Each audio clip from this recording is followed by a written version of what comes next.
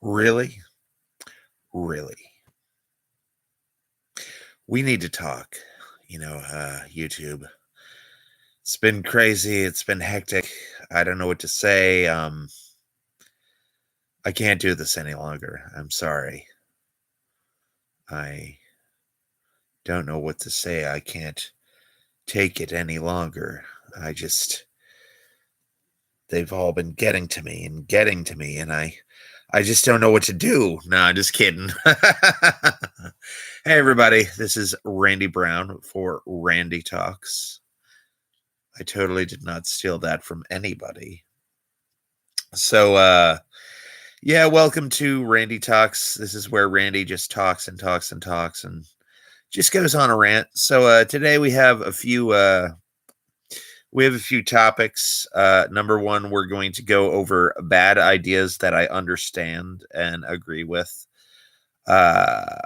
Because Hollywood has made some missteps lately. They've been making missteps since the beginning of time. But there are some ideas that I agree with. That the movies tanked. I know why they tanked. I understand why they tanked. But there's some ideas that I think were actually good ideas that just didn't pan out, and there were ideas, where nobody just, it was either too early, too late, or it just didn't land, and some of these risks in Hollywood that they're taking is like some of those risks I understand. I understand what is going on. And then I'm going to be reviewing the Batman character encyclopedia. So we got that there. And then I am going to be reviewing Batgirl tanking. And I think I'll tackle that one first. Number one, a lot of you don't know this, or maybe you do, I don't know. There was a Batgirl movie, and it was finished. It was edited. It was cut, and the entire film was ready. And the David Zaslav, the producer of DC now, is like, you know what? This is not fit for consumption. I don't want any of this. And he took $100 million movie. Some are saying it's like 90, and then others are saying 80, and then some are saying 70. I don't know who it is, but even $70 million is a lot. And they showed it at the test screenings. The people hated it. And David Zaslav says, you know what? I don't want to show this to anybody anywhere at any time and any point in time whatsoever. We need to trash this movie. We need to take it, put it in the trash, put the trash lid on it, take it out. And yeah, so they did not like that. Let me see if I got live chat enabled. There we go. So yeah, they did not like that movie, and they thought it was super woke. And again, David Zaslav, the producer of Warner Brothers, now said, you know what? This is going to taint all of our projects coming up. We need to not do this. We need to not have this movie come out. So, yeah.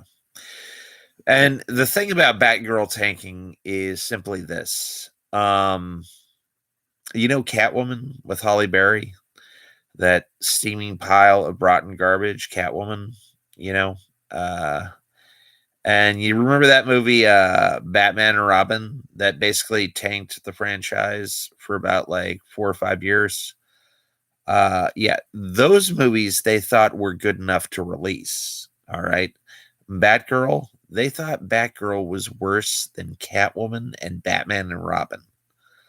Like, that's pretty damn bad. I mean, that's like, you think Catwoman is fit to release and Batgirl, no. Okay, and so yeah, it's nuts. It is nuts. So the next thing I'm going to do is I'm going to review the Batman character encyclopedia. And This encyclopedia, it's pretty well illustrated.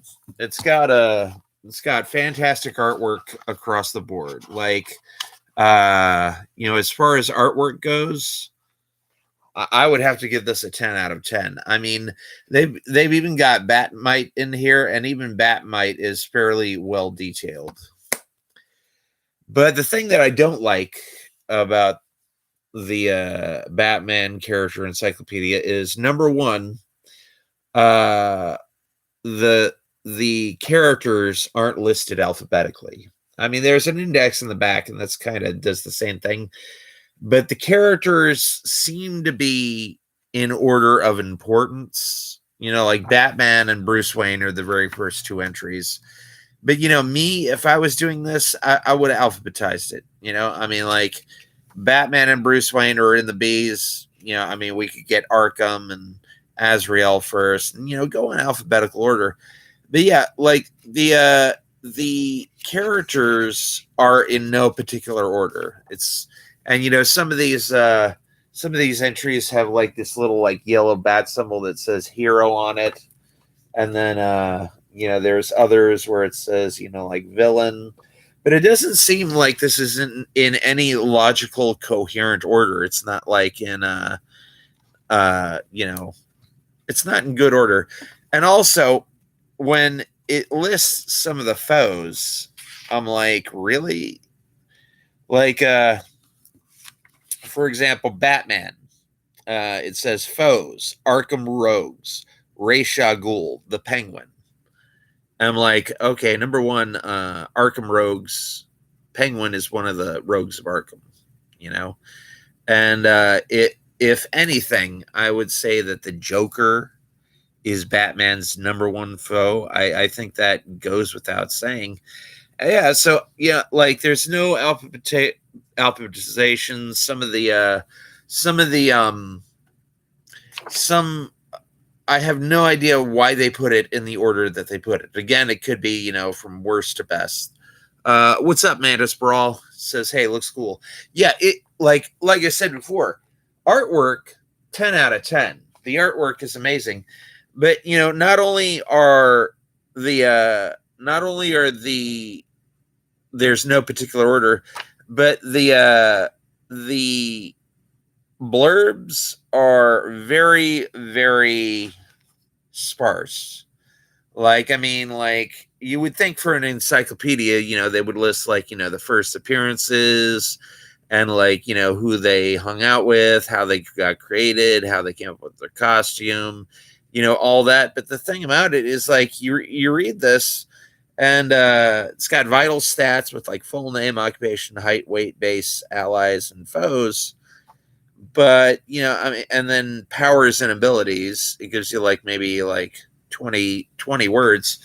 But like the biggest entry is these like little white blurbs right there, and that's like the entire entry for one character. And one character is on one page, and it's like they don't really, I mean, for an encyclopedia, you think it would be comprehensive and that there would be a lot of detail. And yeah, I know there are a lot of Batman characters, but I mean, like, I would at least give Bruce Wayne at least 2 pages, at least. And technically, they did do that because one page is Batman and one page is Bruce Wayne. But the blurbs are like 60 words long, which is not a lot. Like the ingredients on a Campbell's soup can, that's about 60 words. It's not a lot of words. And I just don't think a lot of attention and detail went into researching the characters, like researching like what their big thing is. Because, it lists Robin in here, and it says Robin is Damian Wayne. And I guess with the current Batman, yeah, Damian Wayne is Robin. And then it lists Nightwing. But, like, if I was going to do Robin, I would do, like, Robin 1, Robin 2, Robin 3, Robin 4.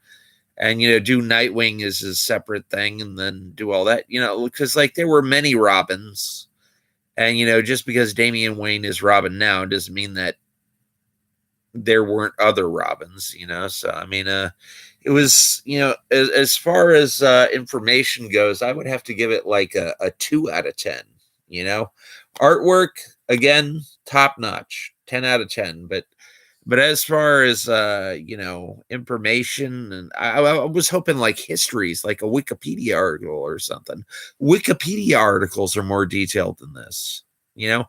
And I understand it's an encyclopedia, but I mean, like, I want more info on the characters.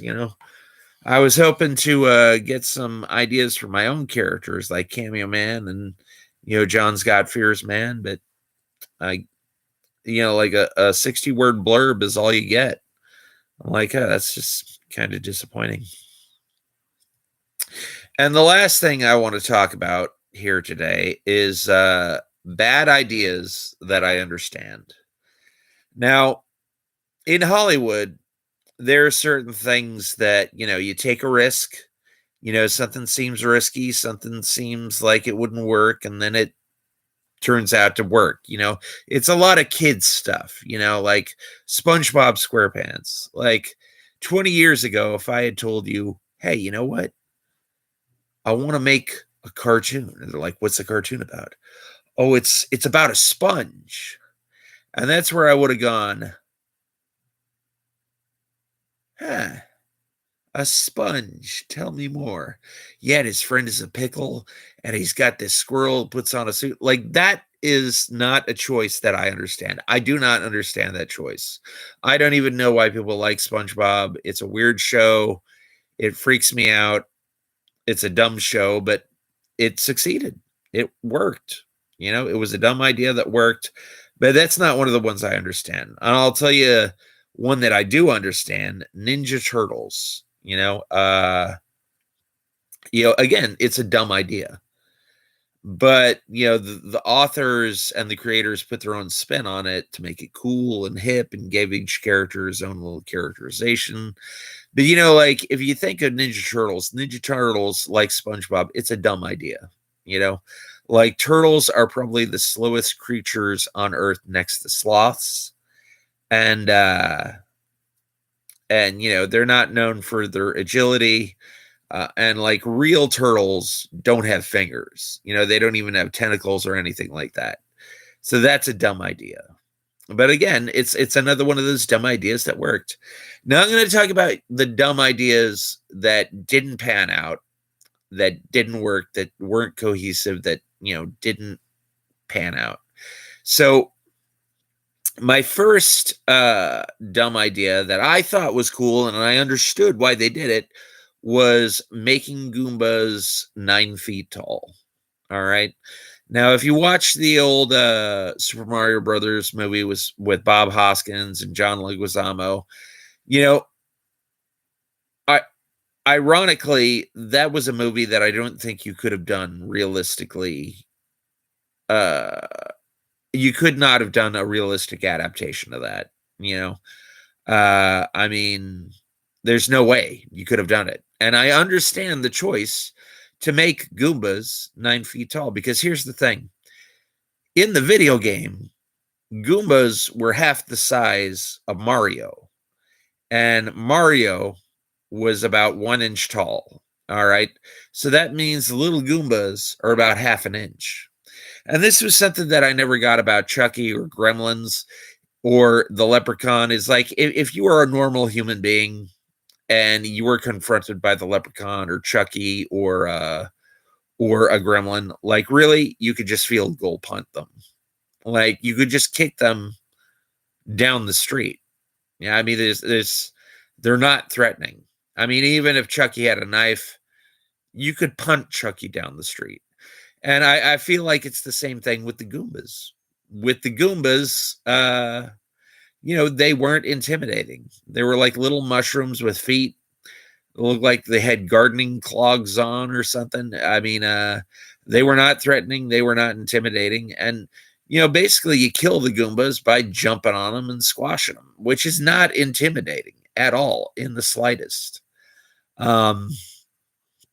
It was just dumb. And, and I realized why they made him 9 feet tall, because, a 9-foot tall creature, that is intimidating. That will scare the shit out of you. If I saw one of those things coming at me in a dark alley, I'd be like, I'm going to go the other way. Yeah, this is not for me. So that's one dumb idea that I do understand and that I agree with. And again, Mario Brothers would have been impossible to make a realistic version of that. Would have been impossible. And then the next dumb idea that I heard of on the internet, or actually I didn't hear about this. I watched the movie, and I think it was a good choice. I understand why James Cameron did it, but it just didn't land. And that was killing off John Connor in the first 5 minutes of Terminator Dark Fate. Now, I think that was a bold move. It was a bold move, but it was a risk, and the risk just didn't pan out. I think they handled it poorly. And, in my mind, I could see James Cameron pitching this idea. Like, yeah, think about it. It's like been 20 years since the good sequel of Terminator. And then, we think it's going to be John Connor's story, and it's going to be really cool. And we're going to be reliving all this, and John Connor's going to be the savior of humanity. And then, boom, in the first 5 minutes, we kill him off. And now the audience's head is reeling. They're spinning. They're like, oh, shit, what's going on? It's like in Psycho, where you think Janet Leigh is going to be the main character of the movie. And then, boom, they kill her off in 10 minutes. And, and then the audience is going to be going like, oh, man, where do we go from here? Everything I known is like dead and it's gone. Oh, man. So, again, I think killing off John Connor in the first 5 minutes of Dark Fate was a bold move. It was a risky move. And I understand why James Cameron did it. But again, it's one of those risks that just didn't pan out. Just didn't pan out. Wasn't handled correctly, and fell flat on its face. And then the last bad decision that I understand, but again, it just didn't pan out, was in the Rise of Skywalker, where J.J. Abrams does not at all explain the Knights of Ren. And and this is another one of those things where I can see J.J. Abrams pitching this. He's like, yeah, you know what? We're gonna get closer to the Knights of Ren. We're gonna get close to them. We're gonna see what's going on. But you know what? We're not gonna reveal their faces, because it's like Jason. For most of Friday the 13th, you don't know what's under there. Like it's a mask, and he wears the mask, and he almost never takes it off. So, the Knights of Ren are going to be walking down the hallway, and they pass 2 stormtroopers. And you know what? This is all the explanation that we get on the Knights of Ren. Ghouls. That's all they're known as, just the ghouls, man. And there's no other history. And then we can explore the rest of the Knights of Ren, and we can see, we'll leave it to, TV series and all that. But in these movies, they're going to remain a myth. They're going to remain a mystery. And I agree, Mantis Brawl. I do think the Knights of Ren were so wasted. I totally agree with that 100%.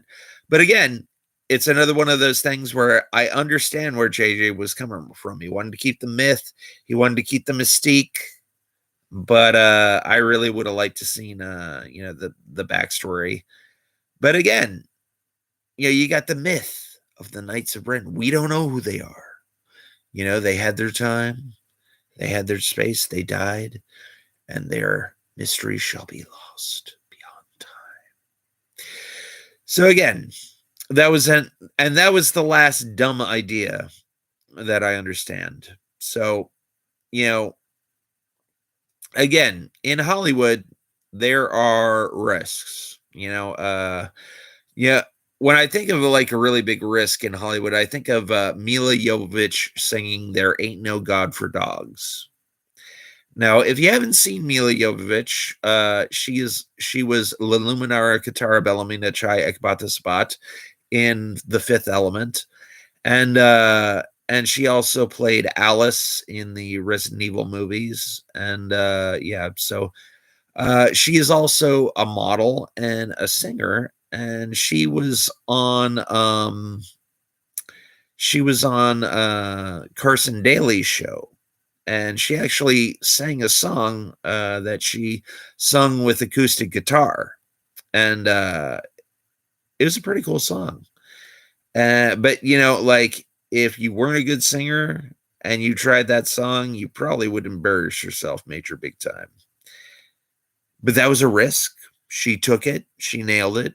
And I thought that song was pretty good. I actually I downloaded an MP3 version of that song. It's a kick-ass song, and she actually has a few songs that are good.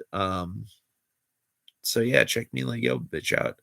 So this that's my three topics. Thank you, Mantis Sprawl, for your two comments. If you have any questions for me, let her rip. I mean, I don't know if you have any questions, that'd be great. Otherwise, I think I'm going to duck out at the 30-minute mark. But again, there's tons of things that there's tons of risks in Hollywood. Like a big risk that they took with The Empire Strikes Back was ending it on a cliffhanger because sequels weren't big in the time of 1980 or 1984 or whenever that movie was made. Sequels were not a big thing, and uh how was your day? LOL. Enjoyed the stream. Oh, thank you. Solstice says, "Hey, Randy." So yeah, my day was good. I can't reveal many details of my day, but I did go out to sing karaoke, and I did magic for many people, and it was fun. And I kind of feel like money and reactions are kind of like they're the same value in my mind. Hell yeah, karaoke. Yeah. So uh I've been getting really good at magic. And you know, I recently uploaded a magic an old Hooters video, and I look at that Hooters video and I cringe because I am so much light years beyond what I was 5 or 6 years ago. Like the last Hooters video that I uploaded on the Mayor Magic. Oh my god, I was almost cringing at how bad it was, but I decided to put it up anyways, just have a little blast from the past. What's your favorite song or music at the moment? I really like the Wakanda Forever song from the Wakanda Forever trailer. Uh like whoever the woman is in that song, she does an amazing job. And it's a really pulse pounding song, and it has kind of like a post apocalyptic feel to it. So whoever did that Wakanda Forever song did a good job. I like that. That's and then another one that I really like is Justice. Um Justice does Justice is very Daft Punk in their thing. Now, so Mantis Brawl, the songs that I like to sing at karaoke are Sugar Lumps by Flight of the Conchords. And then when I go to where I go on Mondays, this woman, she has Most Beautiful Girl in the Room by Flight of the Conchords. I do that one, and that one just slays people. People freaking love that. And they love Sugar Lumps too, because not a lot of people do The Most Beautiful Girl in the Room. Oh, thank you. And not a lot of people do Sugar Lumps. So, and those are really weird, out of left field songs, and people just eat that stuff up with a spoon.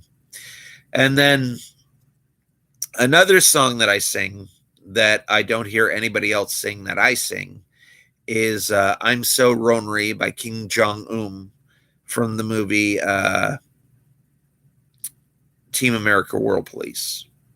And that is another one that slays people because they have no idea where it's from. A lot of people didn't watch Team America World Police, and it's like, I'm so Ronry, so Ronry, so Ronry and Sadria Roan. There's no one, just me only, sitting on my little throne. It's good. It's good. Durka Durka. Yeah. Yeah, Manchester Brawl. Yeah, that's the same movie. Yeah. Flight of the Conchords is a certified banger. Yeah. And then occasionally I'll do a hip hopopotamus versus rhinoceros. Occasionally I'll do that. And then I got a DVD of a Flight of the Conchords song. It was called Think About It. If you haven't heard Think About It, after this stream is over, go to YouTube, or I think it might be called The Issues, or it's either The Issues or Think About It.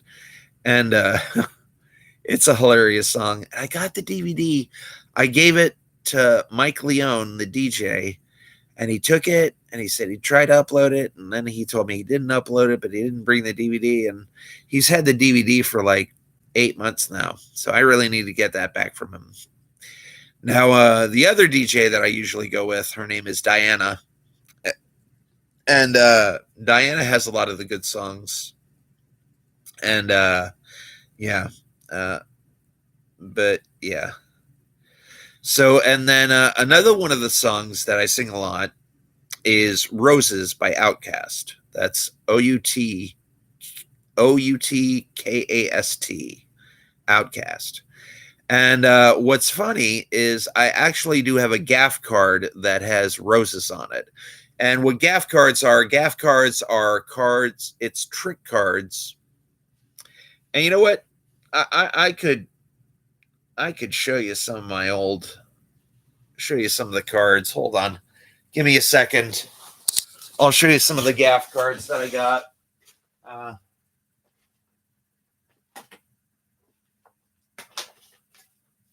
Let me see here. Well, these aren't gaff cards. These are Sharpies. But these are $9 Sharpies.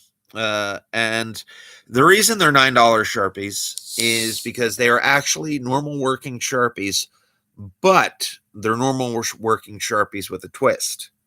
Now, if you know what a card force is where a magician gets you to pick the card he wants you to pick without you knowing that he wants you to pick that card. And there's tons of card forces that you can learn on the internet. Just type in, the Baldacci force or the crosscut force or the riffle force, whatever force you want. And you can make a person pick any card you have in your mind. So what's cool is I bought these $9 Sharpies. And I usually just carry one in my breast pocket because typically what I do is I wear a playing card shirt and then I wear a button-up shirt over that. And then I have like a little pocket where I put the, pen in. And, a lot of times I'll make them pick either the 6 of hearts or the 6 of clubs. And again, with the card force, they don't know that they're picking the card I want them to pick, because I know the card that they're going to pick when I wake up in the morning, like I'm like, I want them to pick this one. I'll get it. I'll do the magic trick. I'll do the force. But what's cool about these pens is if you look on that side, as you can see, it says Sharpie. But if you look on the other side, it says 6 clubs. So it says Sharpie on one side, 6 clubs.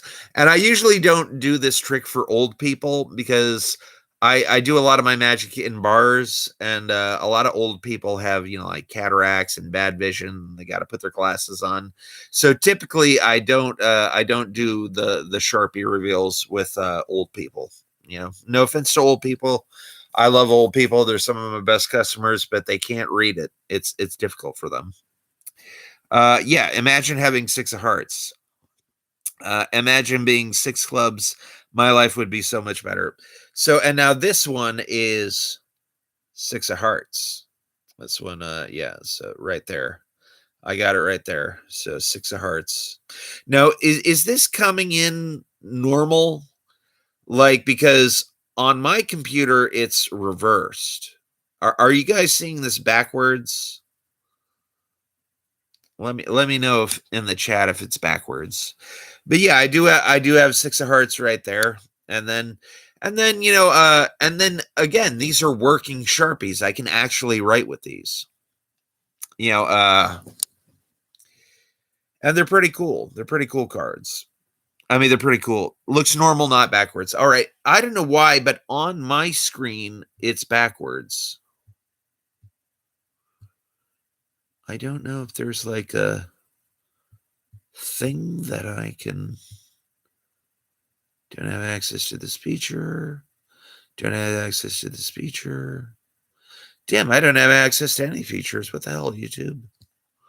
Anyways, so yeah, those are the two things. Now, again, six of clubs right there, and six of hearts right there. And yeah, so I did have a great time at karaoke again. I got to be careful of what stories I tell and who I tell. What's up, Fierce Man? How's your writers group going lately? You've been doing any commissions? Yes, I have 2 commissions right now, Manus Brawl. I'm working on them. I've got tons of ideas. I'm going to go to my writers group tomorrow, or well, today in the well, it is the morning. I'm going to be going to my writers group at oh shit. I'm going to be going to my writers group in about 3 hours. Dang. Didn't know it was that late. Yeah, dude. What up, Fierce Man?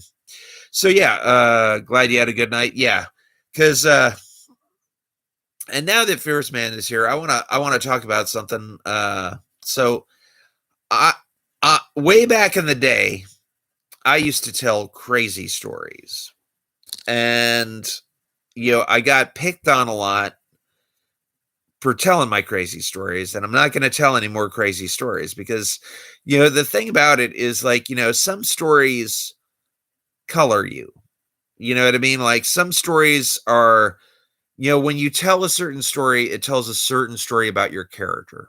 And I will give you an example that has nothing to do with me. So I was out with my friend Dice. I'm just going to call him Dice. I'm going to change his name to protect the innocent. It's not Fears. Fears, don't worry. I'm not talking about you. This is somebody totally different. It's Dice, who was my cameraman on the Hooters vlogs. So, and this is when I stopped being friends with Dice. Because, I mean, like, we still talk. I still see him. I bump into him at karaoke. But here's the thing about Dice. Dice does not know how to act in public. Because we were at one of my favorite karaoke bars, and he dropped by and started sitting at my table, and he told a joke, and the end of the joke was a very obvious racial slur. I'm like, dude, you cannot be saying that in this place. And he's like, why? I didn't say the actual word. I was like, dude, it sounds very, very similar to a very bad word. And dude, you aren't aware of your surroundings. You're not looking around and seeing who's here. At best, we could get kicked out of this bar. At worst, some person around us who heard that slur could start a fight with you, throw you drink in your face, and at very worst, you could get shot. And I'm like, dude, you cannot say that joke in a public place. What are you doing? So, and then we went to that karaoke bar, and we went to a different karaoke bar that was close by to that one. And then we sang there, we did our thing. And then on the way back home, Dice was driving me back home, and he was like, Randy, you really shouldn't say effing. And I didn't say the F word. I said effing. And he says, yeah, saying effing is exactly the same as saying the actual F word. And I'm like, no, it is not. And then he's like, and also I wanted to tell you, you shouldn't tell people to have a magical evening. And I'm like, what's wrong with saying having a magical evening? And he goes, that's the same as saying F you. And I'm like, no, it is not the same as saying F you. Have a magical night is a compliment. It's nothing to be. And he said, no, saying effing is the same as dropping the F bomb, and saying having a magical evening is the same as saying F you. I'm like, where are you getting saying have a magical evening is the same as saying F you? And he says, oh, well, at Disney, if you don't like the person you're with, you say have a magical evening, and it's the same as saying F you. And that right there is the moment that I stopped being friends with Dice. Because it was at that moment that I realized Dice does not know how to act in public. Dice does not know what the hell he is talking about. He doesn't know how to act in public, and I don't even want to be associated with Dice. So, yeah. Glad you had a good night, Randall, your best buddy. Crazy story or non-crazy story. Honored to be your friend. LOL, it's hanging. That's always a good sign. LOL. Tried, just got off work. Oh, good. Yeah. So, Fears, this is an Ask Me Anything. So if you want to ask me anything, let me know. Since you're bringing home the bacon, can I have some? Yeah. Yeah. But yeah, it was at that moment where I just totally cut off Dice. And I was like, if he calls me, I'll answer. If we bump into karaoke, I'll talk to him. But as far as that goes, Dice just doesn't know how to act in public, Yeah. So send me that link. I will come in. Oh, you want to come in? Okay. Oh, you know what? This I don't think you can come in on this.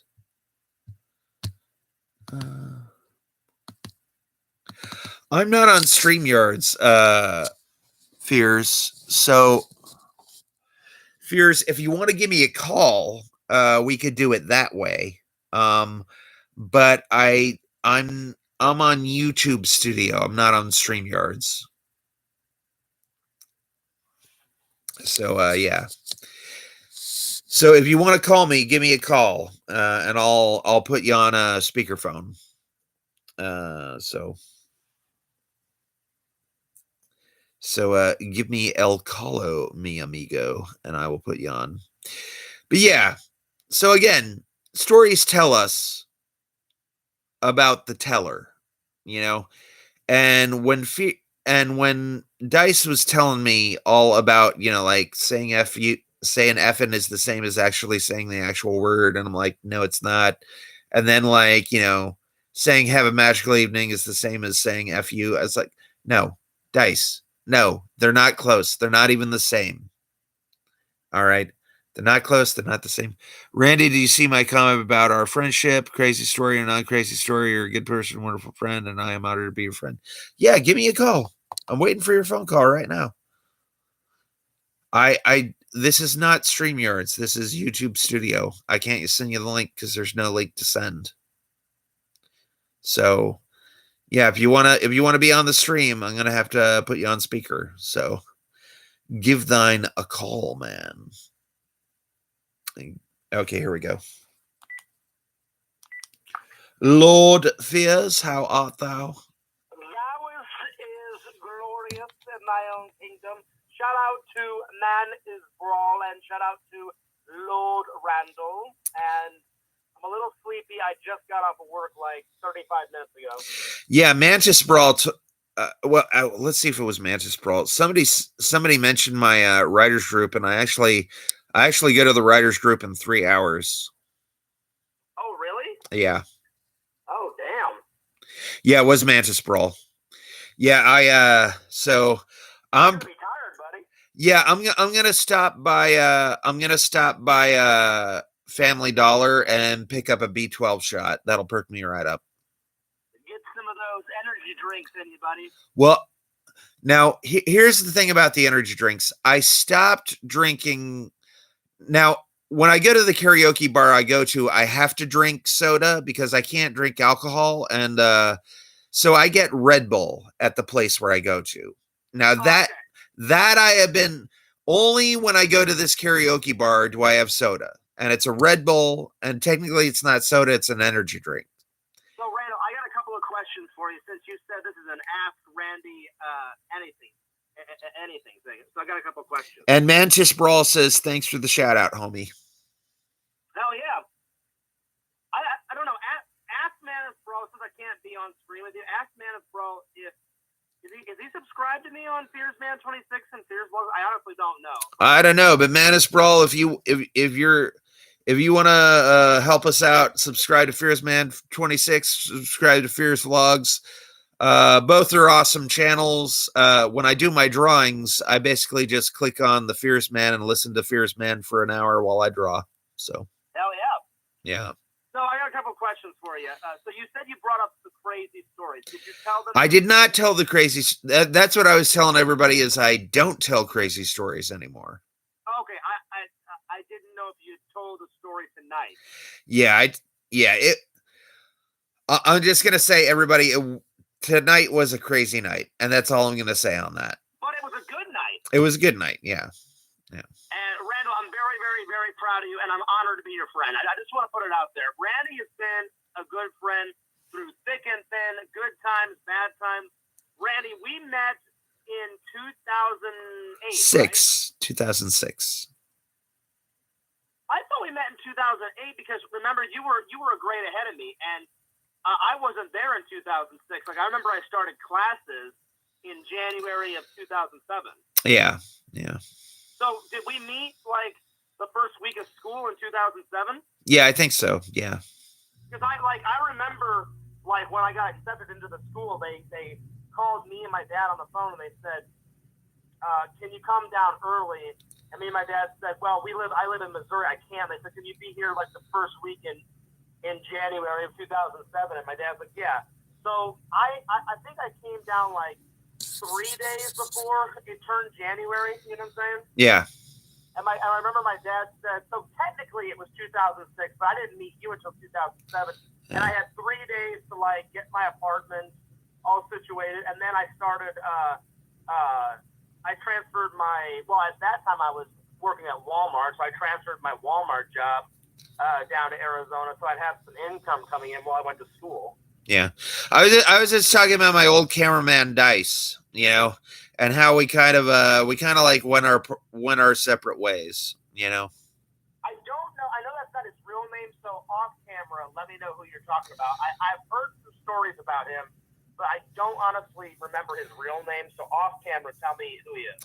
Yeah, I mean, like I said, I have no ill will against the guy. Like if he shows up karaoke, I'll talk to him, and then if he calls me, I'll answer his phone call. But you have told me that story about you and him, and he was like just doing racial comments. I think I've heard that story before. It was just one joke, but behind closed doors is where you tell those kinds of jokes. You don't tell those kind of jokes out in public. I totally agree because you don't want to offend anyone in public, especially if you're at a restaurant, a bar. Anyone and everyone goes to those bars. Yeah. And if it's a racial comment, people get really pissed off about that. People get pissed off at the drop of a hat nowadays. Now, Mantis Brawl has a comment. He says, Randy, if weed was legal, would you smoke it? Also for fears. No, I wouldn't smoke it unless I was super, super, super, super, super stressed out and it was legal for me to do it. Mantis Brawl, I've never done drugs. I've never been into drugs, so I'm going to have to say no. Yeah. I have drank. I drink beer and I drink liquor sometimes. But Mantis Brawl, if I ever did drink or smoke weed, most likely it would be for creative reasons, because like one of the greatest writers of all time was the guy who wrote Hills Like White Elephants, and who's the guy? Famous writer, Ernest Hemingway. Ernest Hemingway was a famous drinker, but he was also a famous writer. And he said he did all of his novels while he was drunk. Well, Randall, so was Edgar Allan Poe. He used to drink a lot. Yeah. But he was a good writer. Yeah. Also, did Man is Brawl, did he write in the comments if he subscribed or not? Because I can't see the comments right now. No, he didn't say. All right, Man is Brawl, let me know if you've subscribed to my channel. And if you haven't subscribed to my channel, I would appreciate a sub. And check me out also on TikTok, guys, because Randall, I am up to 8,076. So now your sandcastle did really good. Are any of your other videos on TikTok blown up? Oh yeah. Some of my time lapses have got like 400 or 500. The sandcastle video has the most. One time I uploaded a video about my dog Enzo, and that got like 2,000 views. Yeah. Menace Brawl says, yeah, I'll check it out. Okay, I appreciate it. Yeah. You don't have to subscribe to my TikTok if you don't want to, but I would appreciate a sub on Peter's Vlogs and Peter's Man 26. Now, Randall, has Man is Brawl, has he been a big, like a long time fan of yours? I've seen him in the chats a lot. Yeah. On my live streams that I do. Yeah. He's been there. I remember seeing his name at least one time before. Yeah. Has he been a fan for like years? Yeah, I think Magic Brawl has. I think like maybe 3 or 4 years around that. Yeah. So anyway, you said this is Ask Randy Anything. I've only got a couple of more questions because, buddy, you need to get some sleep, man. Well, oh yeah. Let me finish this thing about the. I have been drinking energy drinks, but now what I only drink coffee energy drinks. Like I drink the Monster Loca Mocha. And I drink the Monster Mean Bean. They're still energy drinks, but they're not soda. They're coffee. All right. Yeah. And I usually have 2 Loca Mochas to perk myself up in the morning if I'm too tired. So, Randall, I am going to ask you some questions, but I want you to ask me a question that you've never asked me ever before. Uh-huh. So, go ahead. Oh, dang. Put me on the spot there. I'm sorry. I didn't mean to put you on the spot. That's something that I would have to think about because I think I've asked you all the questions I want to ask you. All right, I'll ask you some questions, and while yeah, maybe you're asking me questions will kickstart a question that I want to ask you. Yeah.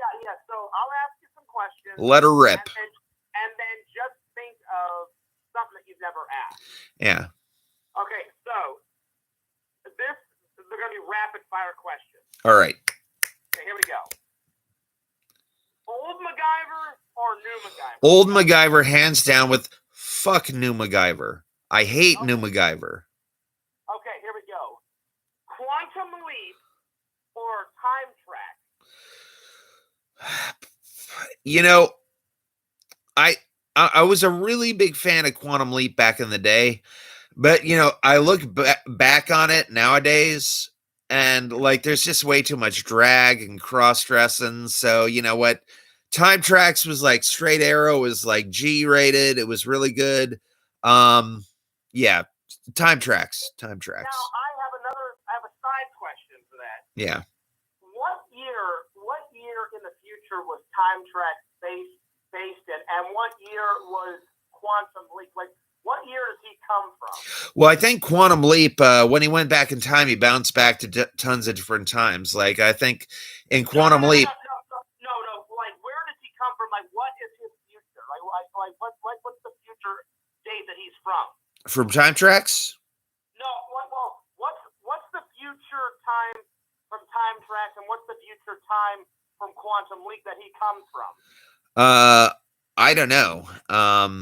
Again, it's been so long since I've seen either one of those shows. If you had to take a guess, what future were they from? From Time Tracks, I would say they're from 2040. Okay, and then what about Quantum Leap? I think Quantum Leap was somewhere around 2025, 2030, around that.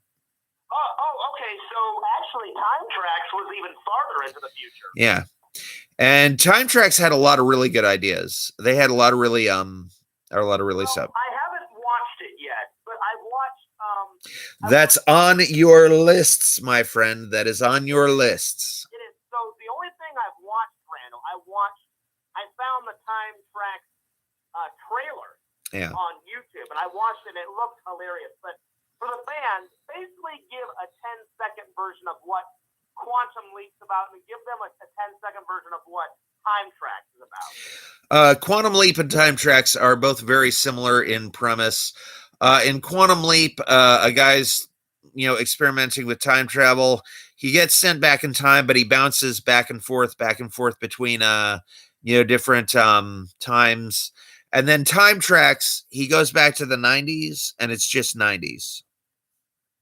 And why does he go back to the 90s? I don't know. I think it was just an accident, and he couldn't return home. So. Oh, okay, because I remember you telling me that he was a cop and he had like a magical credit card. Yeah. Now, do you remember what the magical credit card did? Because I can't remember. Oh, it wasn't a magical credit card. He had a computer on it, and the computer projected a hologram. And did the hologram like provide him with money, or did it provide him just with like wisdom and advice, or like, what would it do? Well, I mean, the hologram was a hologram of a picture of his mother. So it was kind of like he was talking to his mom, but it was really just the computer, and he knew it was the computer, but it just had the likeness of his mom. So yeah. So I basically gave him like comfort and advice and stuff. And information, yeah, around that. Oh, and it would give him information of the 90s. Yeah. And he was a futuristic cop, right? Yeah. I think I remember you telling me that like criminals were getting smarter in his future, and like they decided to escape their crimes by living in the past. Yeah. And I think you said he couldn't come back to the future until he apprehended all those criminals, and he put like a time tracker on them. Yeah. And they would get zapped back to the future or some shit. All right, next question. All right, next question. It also revolves around, well, this one's not really time travel, but it's set in the future. What do you think the biggest flaws were of Knight Rider 2000, that movie? Because the Knight Rider... I don't think I saw Knight Rider 2000. Oh, you've never seen that? Okay. No. Well, I was going to ask, because the Knight 2000 show, the Knight Rider show, it didn't have any flaws at all. Like, that one was great, but the movie had so many flaws. Oh, I got one. Did you ever see Nick Fury, Agent of S.H.I.E.L.D.? Did you ever see Nick Fury, Agent of S.H.I.E.L.D. with David Hasselhoff and Lisa Rinna? Did you see that one? I did not see that. So what's with that? Well, the thing about it was written by a very famous writer. His name was David S. Goyer. He's the guy who wrote the Dark Knight trilogy. He's the guy who wrote Man of Steel. And he's also the guy who wrote the first 3 Blades, and he directed the third Blade.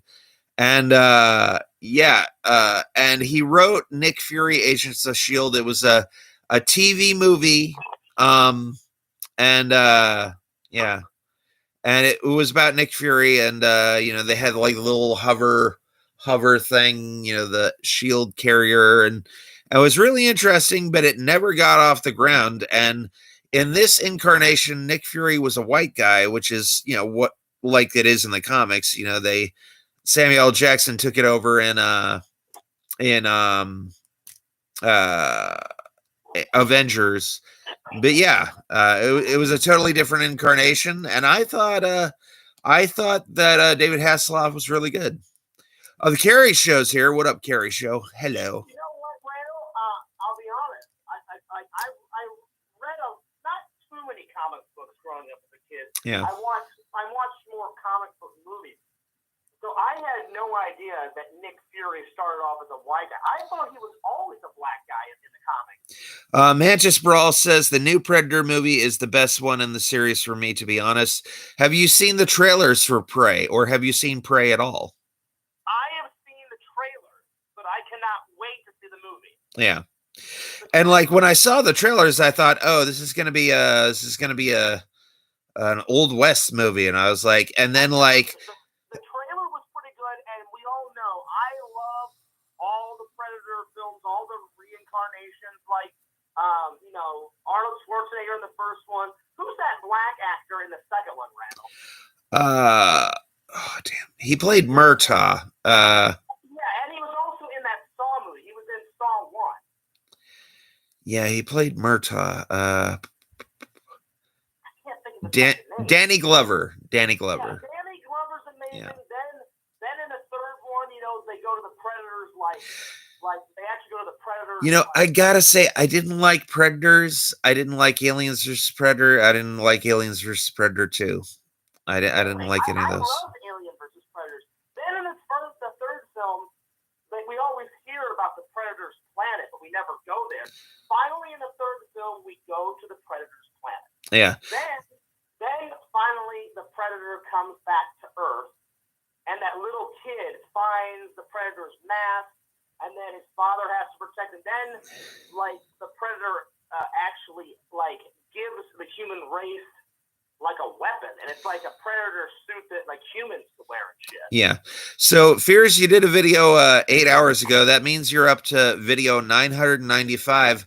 I think the 1000th video should be the Sleepaway Camp review. Well, that should be your 1000th video. I'm not gonna make any promises, buddy, but I'll see what happens. I think it should be. When it comes out, it comes out. Okay. And Manchester Brawl says Prey is sick. Listen, I can't wait to watch it. Now it looks like the pioneer days, like it's Predator versus like Indians and cowboys and shit. Yeah. Well, the thing is that in Predator 2, there was a scene where the Predator hands Danny Glover this old like little musket pistol, Yeah, and then then Prey is how he got that musket pistol. How the Predator got the musket pistol. Oh, really? Yeah. So they. Oh shit! Spoilers. I thought you knew that. I didn't know that. So do they actually show the Predator getting that musket? I don't know. I haven't seen the movies, but I've heard that's what the plot is. Oh wow. Yeah. Well, I'm excited. I'll be. I cannot wait to see it. Anyway, buddy, I'm gonna let you go. I appreciate you letting me come in because it's almost 6 o'clock. And yeah, I better cut this off. I'm gonna cut it off at around 70 minutes. So I got 13 more minutes to go. So I appreciate it. I'll let you end your stream by yourself, buddy. But we will definitely hang out in person soon. I don't know about this weekend because I'm hanging out with Heroes. Wait. I forgot to ask you a question. I wanted to ask you this. This is one I know I've never asked you before. Go ahead. I forgot. Yes, go ahead. Have you ever seen the movie Dr. Detroit with Dan Aykroyd? Dr. Detroit. Like, basically what it is like this nerd gets caught. I'm trying to think. Hang on. It sounds familiar, but I don't think I have. But give me a 10-second version of what it's about, and then I'll let you know if I've seen it or not. So basically, this gang syndicate needs like a dummy corporation. So they hire this really nerdy guy to be like this big gang leader called Dr. Detroit. And what's funny is like Dan Aykroyd totally undergoes a transformation when he's Dr. Detroit. He starts talking all nasally like this, and he's like, "The doctor is in the house. Here's the doctor. I'm gonna fix your back." And he's got this like really weird like Albert Einstein wig on, and he's got these like big like little magnifying glass glasses on and stuff. And he's got this like little mechanical hand that he uses when he talks. Okay. So Randall, let me just put it out there. This sounds absolutely hysterical and like right up Sears' alley. But I can honestly say, from the bottom of my heart, I've never seen this film. But now I want you because it sounds utterly hilarious. Yeah, and it's Dan Aykroyd, and this is like Dan Aykroyd, like Second City TV time. You know? Oh, wow. Like it's like even before SNL. It's like Second City TV. Yeah. So is that like one of his very first like gigs?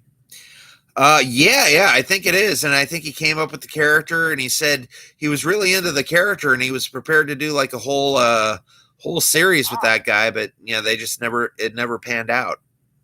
So it doesn't have a sequel. It only has one film. Nope, and I liked it. I saw it, and like Dan Aykroyd is cutting loose. He's going crazy. He's going berserk.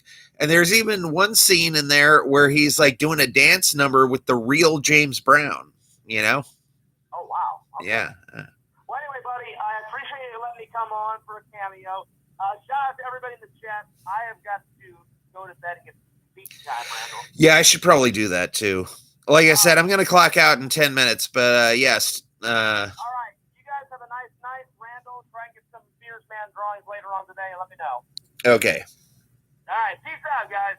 Bye. Okay, so yeah, you heard everybody. It's where I am. It's 5:47, and I got to be up at 7:30. So yeah, I don't know, Claire audience, to answer your question. And I'd like to give a shout out to everybody in the chat. Shout out to Claire audience. Shout out to Fierce Man 26. Shout out to Mantis Brawl. Shout out to Carrie Show. Everybody who's dropped by, thank you for watching. So yeah, Dr. Detroit was quite the movie. And you know, it's one of those ones where it's Dan Aykroyd in his prime. I think it's even before the movie Trading Places. And you know, I watched Trading Places, and then I watched Coming to America like about 6 or 7 months ago, and I never realized that the two old dudes from Trading Places were the hobos in Coming to America. And I would totally love to see well, Don Amici's dead, and I think that other guy's dead too. But I think it would have been totally cool to see a Trading Places Coming to America crossover. I think that would have been cool. But yeah. So thanks everybody for showing up. If you have any other questions, let her rip. But yeah, 8 more minutes and I am a Gonski. But yeah, I did have a crazy night. I can't divulge any of the details, but it was nuts. I'll just say I got an Eiffel. Yeah. An Eiffel Tower, if you know what I mean. No, I'm just kidding. But yeah, today was nuts. It was a crazy day, hectic day. So many stuff happened. So Alien versus Predator, the first one was awesome. You're on potato jupe up the nostrils if you disagree. Second one was bad in my opinion, but the first one is an old-timey classic. You know, James Cameron did say that is his third favorite Aliens film. You know, he says of course, James Cameron loves his own film, number 1. And then he said, you know, Alien, you know, by Ridley Scott, number 2. And then he said, you know, Aliens vs. Predator was his third favorite entry in the Aliens franchise. Now, here's the thing about James Cameron. James Cameron has been kind of iffy on product placements and, you know, like giving movies pats on the back, because I mean, you can go all the way back to not Predator Genesis. You can go all the way back to Terminator Genesis. And, you know, like if you look for it on the net, you'll see like, oh man, it was awesome. It was the most awesome movie of all time. I was sitting there and in the theater and I was looking at everything and oh my God, I was like, oh, I recognize that. Oh, I recognize that. And it's like Terminator Genesis, not a good movie. And then again with Dark Fate, you know, I mean, he co-produced it and he was like, oh man, Tim is doing such amazing work. It's so awesome. It's the greatest film of all time. It's a true sequel to Terminator 2. And then you watch that movie and it's like, yeah. And then Aliens vs. Predator is okay, but you know, again, it was another one of those things where he's like, "Oh my god, it's the best movie of all time," and it's like, number one, very, very. Sometimes reviews have swayed me, but very, very rarely does a book review or very rarely does a movie review hold any sway with me. Because if you pay a person, they'll say whatever you want them to say. I mean, if you pay somebody $1,000, you're going to say, "Yeah, this is the best book of all time. I read it like 5 times, cover to cover." And I mean, like, it really doesn't matter. Now, if the person is reputable, like someone like a big major Hollywood figure, like if Dr. Phil says he likes a book, I'll check it out. I mean, like, if Tom Cruise says he likes a book, I'll check it out. But uh, but anyways, it's got to be a really, really huge, big time review in order for me to, check out something. Damn, I think I lost everybody with my take on Aliens vs. Predator. I guess there's a lot of Aliens vs. Predator fans out there. I'm sorry. Come back. Come back. I'm just kidding. I'm going to end anyways. So, yeah, if anybody else has any questions, let her rip. We only got one viewer left. So,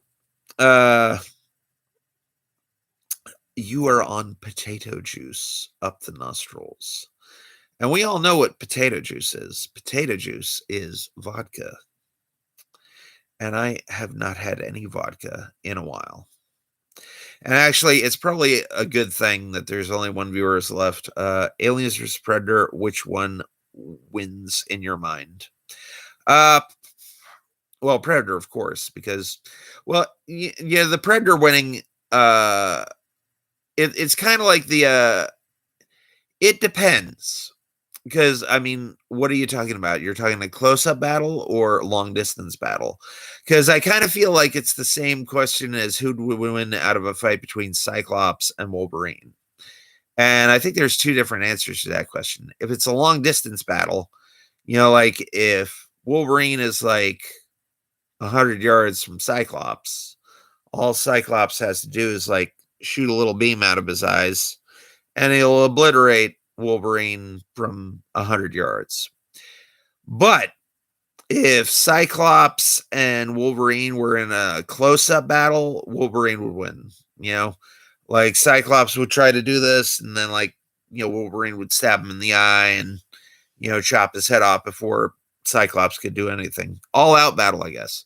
And then it's the same thing with the Predator and the Alien. I mean, if the Predator is like 100 feet away and could blast the Predator, could blast the Alien with this like little heat ray thing, or or his like little proton blaster, I think the Predator wouldn't. If it was a close-up battle, I mean, the Alien has acid for blood.